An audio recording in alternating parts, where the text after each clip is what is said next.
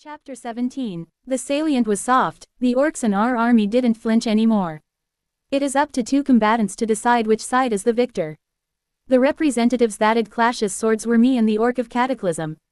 It appears both sides concluded that the outcome of our battle is the result of the war.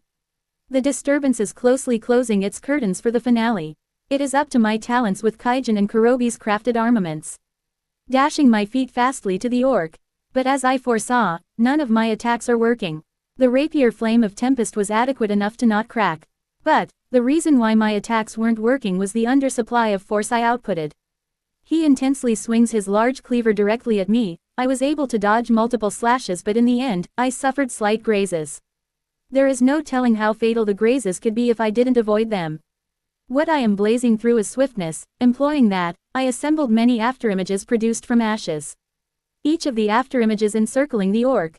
The orc paused there for a moment, he must have not expected it. Many afterimages lunges and attack on the orc lord. Just afterimages aren't enough. Afterimages are only used to have the orc occupied moment while I channel my decisive blow. Obviously, this cost a lot to me since my magic capacity will dwindle drastically with this attack. The orc vigorously eliminates my afterimages one after another. Each of them did not even stand a chance. With slashes and leeches attacking the afterimages. Afterimages dropped like flies in the air. I took a deep breath. I silently poured all of my magic essences into my rapier. The blade itself turned into a condensed raging light. Due to the thickened flame element implanted in the blade, it became a blade of light. Now, golden flare, running at a great velocity. The rapier burns hot as I move, it has the power to burn everything it touches, even the air. I fixated my eyes on its target. Due to the coated golden flare, it should increase the power of my rapier swings exponentially. It requires a lot of magic essence, but it was how I could cope with the strength I lacked. Striking my blade, the orc was able to intercept it with his chopper. Nevertheless, the temperature of the light blade exceeds the million mark. It allows me to pierce right through the cleaver, burning even the hardest metal possible. Realizing the temperature of my blade, the orc immediately let go of his precious cleaver. The cleaver then burned to the ground, it evaporated, the metals in his cleaver melted to their liquid forms. Now I can say, with this level of power I can stand my toes against the orc. Seeing I did a number on him, the orc became ferocious suddenly. Releasing that extensive dose of Demon Lord's ambition. More horrendous leeches chased me down, but they don't stand a chance with my speed. My body was heated to hundreds of degrees to forcefully boost my acceleration. Full utilization of heat acceleration.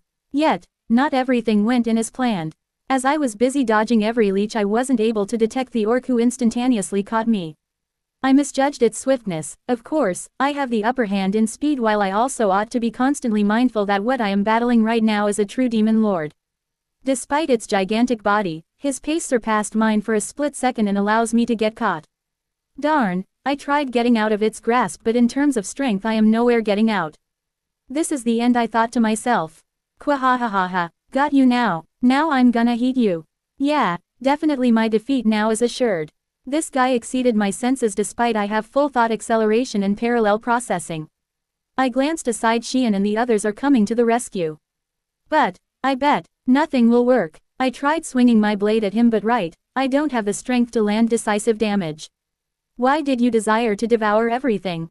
While he is holding me firm, I asked. At least, when he sensed that I held no hostility anymore, he entertained my questions. Why, you say? That's because. Enough provocation, I sense your allies approaching. Starting from you, then I'll devour everything in the forest, then the world. You cannot have everything. To have everything thieves anything valuable to others. That's exactly what I am gonna do. Really, what it looks to me is you have a hidden agenda different from what you speak. Enough. Opening an orb that absorbs everything, he pointed that to me. It seems he is ready to devour everything starting from me. But on the brink of death, a beam of light severed the orc's hand, precluding my demise. Hollow diamond, hollow diamond, hollow diamond. A beam of light severed the orc of Cataclysm's hand. A slight shadow from the sky descended, catching Shizu in the pitfall. The individual princess carried Shizu, chaperoning her until they reached the ground. The Kijins immediately came to the scene. And as they get close, their eyes glimmered hope, witnessing a familiar figure. Their spirit immediately gloried. On the other part of the battlefield, the orc sensed a larger fish that needs to be devoured. Immediately disregarding Shizu, he set his sights on the new main dish served at his table. More exquisite food is standing in front of him. His arm that detached seconds ago was completely restored. Slowly landing beside the Kijins, Rimuru descended and let go of Shizu's princess carry. A slight blush appeared on Shizu's face, and on the other hand, Rimuru is completely tactless. What's a matter? And no, nothing. Really, I am sorry I am late. I have some business I took care of. No, thank you for saving me again.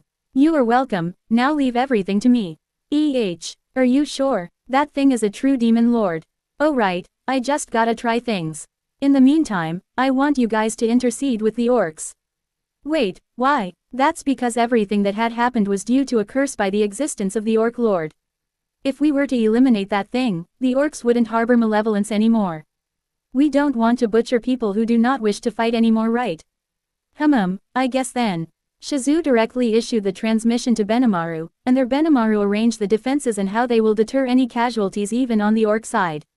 Meanwhile, they can only hope to expectate Rimuru's back as he loses distance to the orc. It seems that you do not wish to settle this peacefully. That's right, due to the actions I cannot back down now. I have trampled many monsters. My path is only forward, I'll devour everything. Geld, I'm gonna put the end of you. There is nothing you could do. Just accept that I'm gonna eat all of you. Before you can eat me, I'm going to eat you. I am a slime. At the end of Rimuru's sentence, Beelzebub has been activated, disseminating its mist around the orc, eating his body slowly. Wyu. The orc laughter disappeared instantly, the mist's hold was even more prominent than his gluttony. Beelzebub slowly digests the orc lord until his body was completely shattered. You are not the only one who can eat things. Will you eat me first? Or will I be able to eat you first? The one who completely consumes the other wins. Between your gluttony and my Beelzebub, who wins? It will be my absolute eating power, Beelzebub. Rather, if you are hungry, then I am a devourer. Witnessing the bright battle, other observers only monitor, including the orcs. While the orc and Rimuru consume each other to death, Beelzebub successfully devoured the orc lord. However, Geld resisted death. Until the very last moment. I cannot let myself be eaten. He told me that anyone I devour will not die due to starved, but he is just using me for his own evil schemes. But I had to take the risk, or else your race will face demise. That's right, he offered us food, and as we do his bidding, he promised that our clan wouldn't suffer from hunger anymore. So even if you are a slime that can eat anything, I cannot let myself be eaten. Too bad, when it comes to eating I have the advantage, you lose and you are going to die. I ate all of the monsters I have encountered. I ate even Lord Gelmad, my own brethren. They are starving, so I cannot lose. In this world, it's eat or be eaten. You've lost and you're gonna die in my hands. I cannot die. If I die, my sins will be passed to my brethren's shoulder. I don't care if I am sinful, as long as they don't starve. I must take all of the world's hunger upon myself if I must too. But, you are still going to die. But rest easy, Geld, I'll devour your sins along with you. Devour my sins? Yeah, not just you, I'll devour even the sins of your brethren, too. Even the sins of our brethren. You are greedy. That's right, I am greedy. The unfamiliar scenery unfolds in front of the orc. The one who created such a world was the slime. It is the oasis Geld seeks all this time, a world where his brethren can sustain their own food due to the greenery and rich flavor of nature. A paradise is full of fodder and dampness, rich in trees and fruits, the paradise he had longed for so much. This is my promise, I am gonna take in all of the orcs and alleviate all of your problems. I'm gonna take them in, and I'll feed them until they never experienced hunger again. The orc began crying, genuinely thankful in the paradise, claiming to the land he yearned for. Greedy one who devours my sins. I thank you, my hunger was now satiated. The orc peacefully let himself be eaten. He died a noiseless submission. He had no remorses, he understood it was for the best. Leaving everything in the hands of the slime, Geld conceded. The cataclysm orc was gone. The sun rises on the marshlands, it also put the end of the battling. Due to the end of the orc cataclysm, hunger's effects have been lifted. Thus, the advancements of the orc were completely halted. This put an end to the conquest of the orcs. Consequently, the dawn approached the Jura forest. The sun brightened up the battlefield with a victorious fervor from Rimuru's side and an exhausted orc army. The coercion immediately ceases. Facing his ally, Rimuru consulted each one of them. It's finally over. Yes, sir. Benimaru answered, a new dignified man. With a bright smile on his face, he didn't hesitate to bow down. Lord Rimuru, I have a favor to ask. What is it? Please let us pledge our allegiance again. We will continue in devoting our lives to serving you from now on. Are you sure? As if Benimaru is a newly rehabilitated person, his cool smile now collates with what his brethren desired.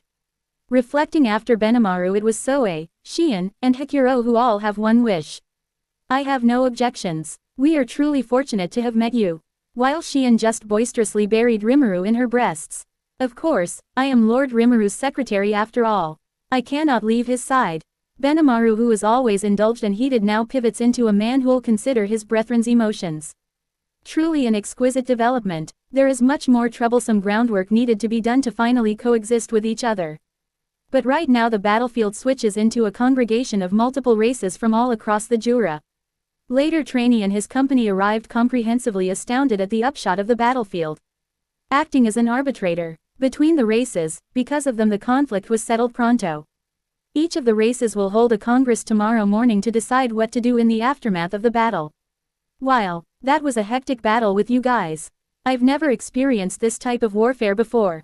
Shizu stated, approaching Rimuru's band. Lady Shizu, it is also honored to fight alongside you. Yeah, you guys are reliable as well. But the hardest part is what comes next. Rimuru decided to state the affairs in front of the Kijins. Are you leaving, Shizu-san? By that question, Shizu is still impartially undecided. Whether she stays or leaves completely is up to her. But beyond Rimuru's expectations, Shizu just nonchalantly replied as if she had already an answer. No, I want to live here in Jura if it's okay with you. I guess having a human companion is painstaking. No, please don't think like that. We really are blessed to have you along in our curators. Please live with us, not as a guest but now an officer. Rimuru outstretched his hands in the air, Shizu did the same, shaking each of their hands. After a brief handshake, Rimuru noticed something odd. Hey Shizu-san, where is your mask? To such inquiry, she responded nonchalantly. My mask, it is here beneath my, here. Shizu explored her undergarments but she found nothing. Answer. The mask was incinerated when you cast Serenity of Flames.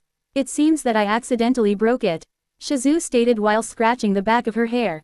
You what? Disbelief in the event. Rimuru was astounded. Geez, I can't believe Shizu-san to be such a klutz. Tehi, don't tehi us, that mask is quite sturdy itself, don't you agree? That's not true. After I got rejuvenated then woke up, I discovered multiple ruptures on the mask.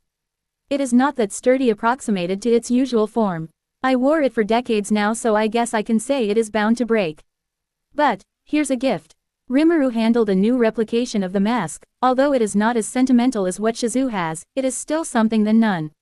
Quote. Thank you, but, how did you? Never mind, thank you very much. Welcome, now that the battle is over let's go home.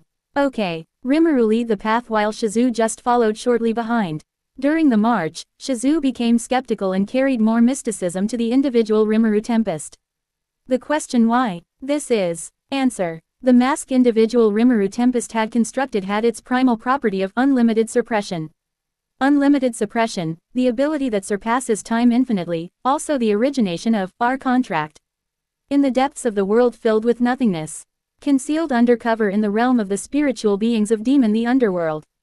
Ravenous lesser demons have been created in this realm while the less intelligent ones relied on their intuitions to not even get nearer. It is also a fact to the rugged demons who never fiddled with this person. That is because, an individual in his class is above all else, a monster from a fable that shouldn't be messed with. Kufufufu, that Shizu has grown that far. Amusing. For a human she really is exceptional, an individual protected by destiny. The demon who took tabs for a certain mask for years now has come to a closure. His goal was oblique, but one thing is certain. A certain mask intrigues him. He continued patrolling the subject mask until one day. Less than Serenity of Flames. Greater than. On his hands is an orb that displays the event of the subject he decided to patrol. There is displayed a rage of golden flames incinerated a bunch of orcs. Its merciless divine orchestrated luminosity is described as one thing, divine. But brute force is not the devil's benchmark of amusing things. As a matter of fact, his obsession is solely on one object, a mask that severed his arm decades ago. No. The devil wailed violently, his shout alone shook the entire realm. But why is he roaring? It's because the mask he observed for decades shattered along with the serenity of flames. He felt despair as if his body is ripped into pieces witnessing his dear mask get lost in time. However, thanks to Shizu's journey he was able to meet an amusing individual. At first, he only revered him as someone who was extremely strong. Fighting strength alone was not enough to amuse the devil. He already was about to call it quits, but decided to observe in the meantime. The devil didn't regret that decision. That decision allows him to encounter as he sought for his entire life. Less than but, you are still going to die. But rest easy Geld, I'll devour your sins along with you. Greater than, observing his marvelous fight, the devil already bore a slim amusement on this individual, but after that, he felt that the heavens have descended to him. Less than but, here's a gift. Greater than, the devil began shuddering on top of his satires. He had accomplished what he has been looking for. The mask is already irrelevant now that he distinguished its originator. Marvelous, truly fantastic, I'll have to serve you no matter what it takes. It was the right choice to keep that woman Shizu alive after all. Fu. Splendid, I shall be accepted as your servant at all cost. You will truly lead me to the truth of the world. The devil persisted to laugh as he gladdens, but there is no other demon in the demon realm that even attempted to provoke him. The flare inside the devil erupted, his smile that was the incarnation of evil spreading it ear to ear. His glare only disallows other demons from getting near to him. Fu. Continuing to laugh evilly, no one dared to get close to him in the underworld. To be continued.